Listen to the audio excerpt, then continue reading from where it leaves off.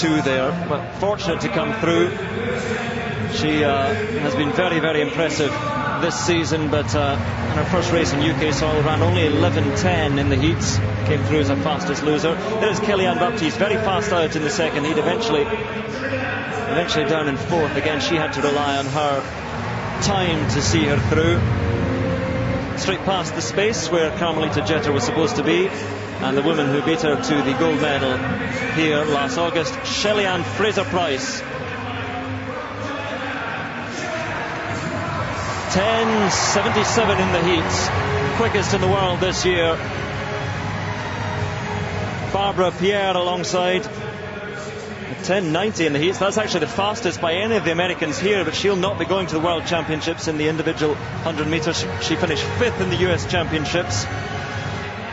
And there is Nigeria's Blessing Okagbare, 10:86 in the heats, off a very, very average start, to say the least. But my goodness, how she came through, beating the African record. Murielle AHOURE of the Ivory Coast, 3rd in the second heat, again below 11 seconds, 10:98 for Murielle AHOURE. And outside her, Kerron Stewart, the Jamaican champion, silver medalist in Beijing and the World Championships in Berlin a year after that. The umbrellas are up. There's a little bit of a breeze flitting around the stadium. No longer ideal conditions for sprinters, but what a standard we saw in the heats. Gardner in lane 2, Ann BAPTISTE in 3, now just Shelly-Ann FRASER-PRYCE in 5, no Jeter, Barbara Pierre in 6, Blessing Okagbare in 7, Murielle AHOURE in 8, and Kerron Stewart in lane 9. The final of the women's 100 metres.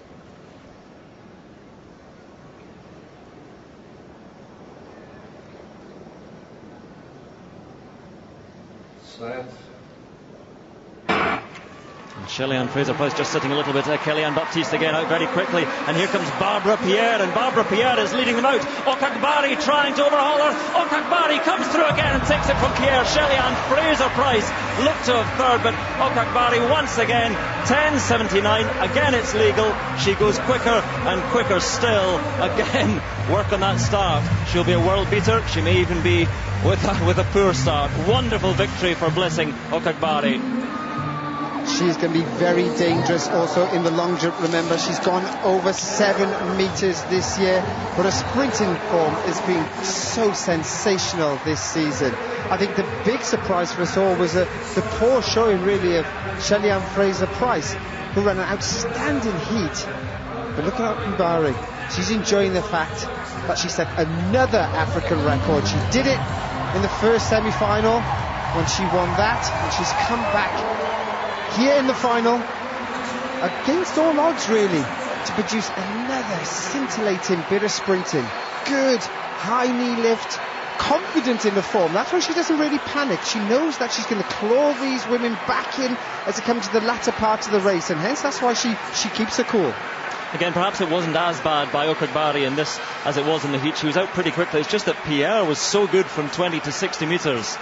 I guess that's what happens in the final. You focus, you switch on, and you really work when it comes to the real deal. And the final is what it's all about. And she produced 10:79. Sensational bit of sprinting. And we talked about her beating that African record of Gloria Losey, which had stood since 1999 in the heat. She's lowered it even still down to that 10:79.